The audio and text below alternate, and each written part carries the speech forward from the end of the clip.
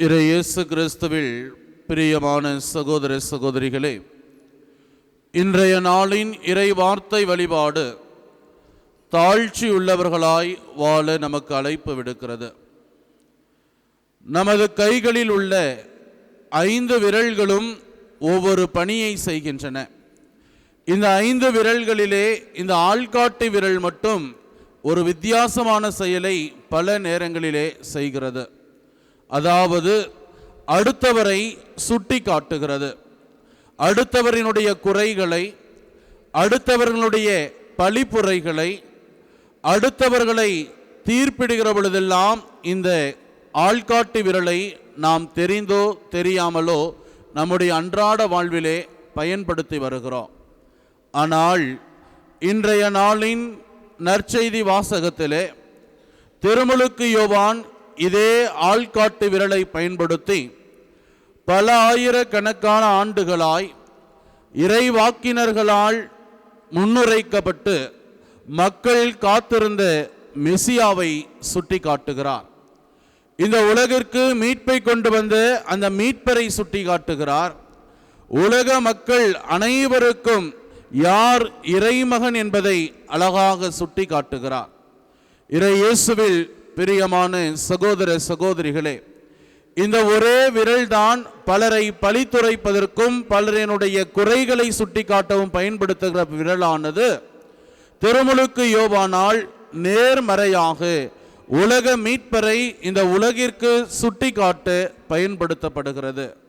இயேசுவில் பிரியமான சகோதர சகோதரிகளே, இத்தகைய திருமுழுக்கு யோவானின் செயலை செய்ய எது அவருக்கு அடித்தளமாக அமைந்தது என்று பார்க்கிற பொழுது அவர் கொண்டிருந்த தாழ்ச்சி என்கிற ஒரு நற்குணமாக இருக்கிறது.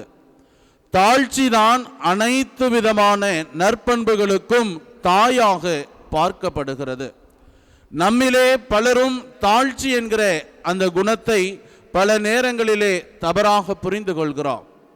தாழ்ச்சி என்பது தைரியம் இல்லாதவர்கள் கொண்டிருக்கக்கூடிய ஒரு மனநிலை. தாழ்ச்சி என்பது நம்முடைய பலவீனம் என்று பல நேரங்களிலே நாம் தவறாக சிந்தித்து கொண்டிருக்கிறோம்.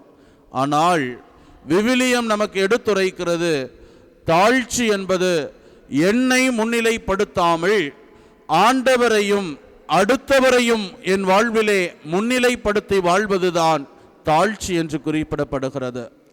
நமது திருத்தலத்தின் பாதுகாவலையும் இறைவனின் தாயுமான அன்னை மரியாள் தாழ்ச்சிக்கு மிக சிறந்த உதாரணமாக அமைந்திருக்கிறார். கானாவூர் திருமணத்திலே லூக்கா எழுதிய நற்செய்தி 2ஆம் அதிகாரம் 5வது வசனத்திலே பணியாளர்களுக்கு அவர் சொல்லுவதையெல்லாம் செய்யுங்கள் என்று அவர் சொன்ன வார்த்தை, அடுத்தவரை முன்னிலைப்படுத்தி தம்மை அவர் பின்பாக வைத்து கொண்ட அந்த மனப்பான்கு தாழ்ச்சிக்கு மிக சிறந்த உதாரணமாக இருக்கிறது. அதே போல லூக்கா எழுதிய நற்செய்தி 37, 38ஆம் வசனங்களிலே நாம் வாசிக்கிறதை போல, நான் ஆண்டவரின் அடிமை, உமது சொற்படியே எனக்கு நிகழட்டும் என்று இறைவனின் திட்டம் என்ன என்பதை அறிந்து இறைவனின் திருவுளத்திற்கு தன்னையே முழுவதுமாய் அவர் கையெழுத்து வாழ்ந்தது தாழ்ச்சிக்கு எடுத்துக்காட்டாய் விளங்குகிறது. இயேசுவில் பிரியமானவர்களே, புனித அகுஸ்தினார் மிக அழகாக சொல்லுவார், ஒரு மனிதன் விண்ணகத்தை அடைவதற்கு நமக்கு உதவுவதுதான் தாழ்ச்சி என்று அவர் குறிப்பிடுவார். ஒரு மனிதன் புனிதத்தை அடைய வேண்டும், ஒரு மனிதன் கடவுளை அடைய வேண்டும் என்றால் அவர் 3 வழிகளை நமக்கு கற்பிக்கிறார். ஒன்று, தாழ்ச்சி நிறைந்தவர்களாய் வாழ்வது. 2வது, தாழ்ச்சி நிறைந்தவர்களாய் வாழ்வது. 3வது, தாழ்ச்சி நிறைந்தவர்களாய் வாழ்வது. யார் யாருடைய உள்ளத்திலெல்லாம் அந்த தாழ்ச்சி என்கிற நற்பண்பை கொண்டிருக்கிறோமோ அப்பொழுது நம்முடைய அகந்தை உடைக்கப்படுகிறது. நம்முடைய உள்ளமானது தாழ்ச்சி என்கிற அந்த பண்பை கொண்டிருக்கிற பொழுது நம்முடைய இறைவன் உரைகிற ஆலயங்களாக நீங்களும் நானும் வாழ்கின்றோம்.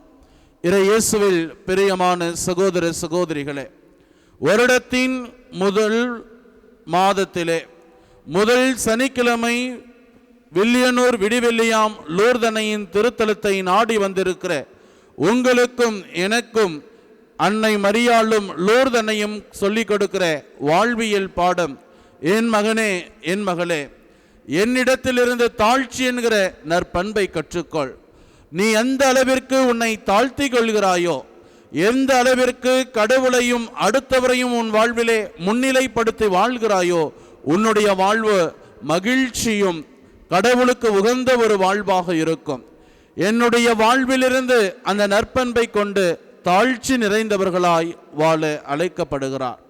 இறை இயேசுவில் பிரியமானவர்களே, நம்முடைய அன்றாட வாழ்வில் கூட பல உறவு சிக்கல்கள் நம்மிலே ஏற்படுவதற்கு, நம்முடைய உறவுகளிலே பிரிவுகளும் விரிசல்களும் ஏற்படுவதற்கு என்ன காரணம் என்று அலசி பார்க்கிற பொழுது அந்த தாழ்ச்சி என்கிற ஒரு நற்பண்பு குறைவதே காரணமாக தெரிபடுகிறது.